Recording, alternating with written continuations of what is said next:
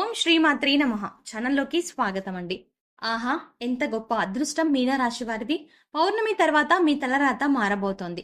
ఇక వీరిని ఆపడం ఎవరి తరం కాదు. ఈ రాశి వారు పౌర్ణమి తర్వాత ఈ ఒక్క పని చేయండి చాలు. మీ భార్య వల్ల విపరీతమైన ధనయోగం, ఆస్తి యోగం మీ సొంతమవుతాయి. జీవితంలో ఉన్న కష్టాలన్నీ తొలగి ఉన్నత స్థాయికి చేరుకోగలుగుతారు. అయితే ఈ రాశి వారు పౌర్ణమి తర్వాత చేయవలసిన పని ఏమిటి? ఈ పని చేయడం ద్వారా మీరు జీవితంలో ఎటువంటి ఫలితాలని పొందుతారు? ముఖ్యంగా మీరు మీ భార్య వల్ల విపరీతమైన ధనయోగం, ఆస్తి యోగం ఏ విధంగా సొంతం చేసుకోబోతున్నారు? అదేవిధంగా ఈ రాశి వారి జీవితంలో మరిన్ని అద్భుతమైన ఫలితాలను పొందడం కొరకు చేయవలసిన దేవతారాధనతో పాటుగా పాటించవలసిన పరిహారాల గురించి ఈ వీడియోలో వివరంగా తెలుసుకుందాం. కానీ అంతకంటే ముందుగా మీరు కనుక మన ఛానల్ని సబ్స్క్రైబ్ చేసుకోకపోతే వెంటనే సబ్స్క్రైబ్ చేసుకొని పక్కనే ఉన్న బెల్ ఐకాన్ నొక్కి ఆల్ సెలెక్ట్ చేసుకుంటే మేము ఇలాంటి వీడియోస్ అప్లోడ్ చేయగానే ముందుగా మీకు నోటిఫికేషన్ వస్తుంది. ఈ రాశి వారు కార్యసాధకులు. చేపట్టిన ప్రతి పని పూర్తయ్యే వరకు నిద్రపోని మనస్తత్వాన్ని కలిగి ఉంటారు. అసాధ్యులను సుసాధ్యం చేసుకోవడంలో వీరికి వీరే సాటి. ఎన్నో ఉత్తమ లక్షణాలు కలిగిన ఈ రాశి వారు జీవితంలో ఎదురయ్యే సమస్యలన్నింటి నుండి తప్పించుకొని ఉన్నత స్థాయికి చేరుకోవడానికి పౌర్ణమి తర్వాత ఈ ఒక్క పని చేస్తే చాలు వీరి జీవితమే మారిపోతుంది. అనుకున్న ప్రతి పని పూర్తవుతుంది. ముందుగా ఈ రాశి వారు చేయవలసిన పని ఏమిటి? మీరు మీ భార్య వల్ల విపరీతమైన ఆస్తి యోగం, ధనయోగం ఎలా సొంతం చేసుకోబోతున్నారు?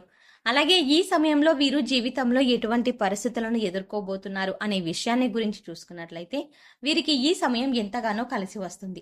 ఆర్థికంగా మంచి అభివృద్ధిని సాధిస్తారు. ఆర్థిక పరిస్థితులన్నీ మెరుగుపడతాయి. చేసేటువంటి వృత్తి వ్యాపారాలు కలిసి రావడంతో గతంలో చేసినటువంటి రుణాలన్నింటినీ తీర్చగలుగుతారు. అలాగే గతంలో ఉన్నటువంటి స్థిరాస్తుల తగాదాలన్నీ తీరిపోతాయి. ముఖ్యంగా కోర్టుకు సంబంధించిన న్యాయ వ్యవహారాల్లో విజయాన్ని పొందుతారు.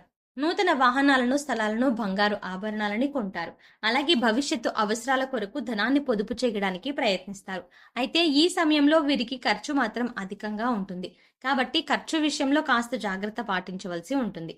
అలాగే వీరికి ఆరోగ్యపరంగా తీవ్రమైనటువంటి అనారోగ్య సమస్యలు ఏమీ ఉండవు.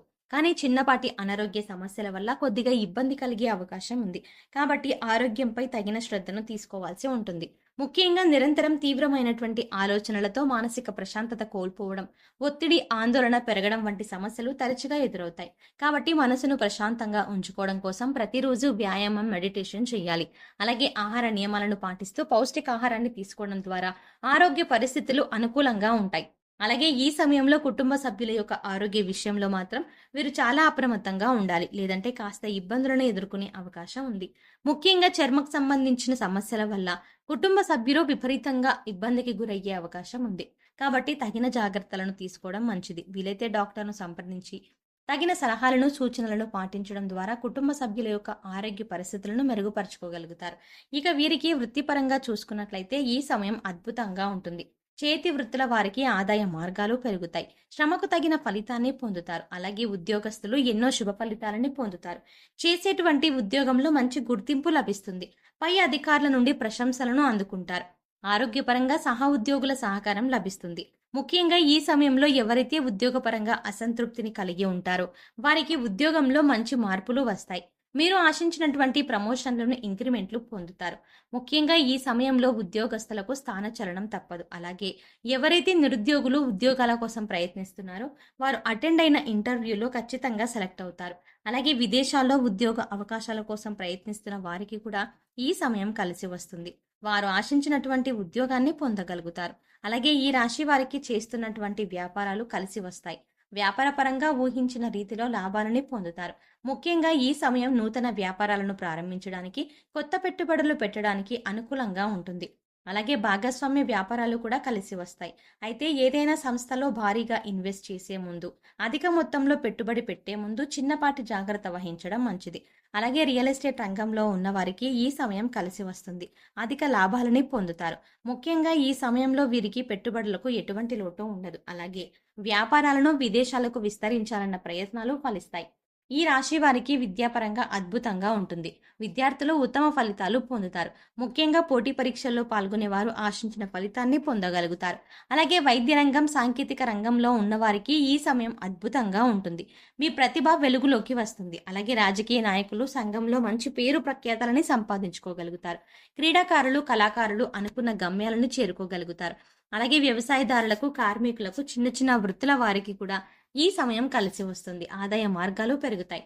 ఈ రాశి వారు కుటుంబ పరంగా శుభ ఫలితాలని పొందనున్నారు. ముఖ్యంగా కుటుంబం యొక్క వాతావరణం ఆహ్లాదకరంగా మారుతుంది.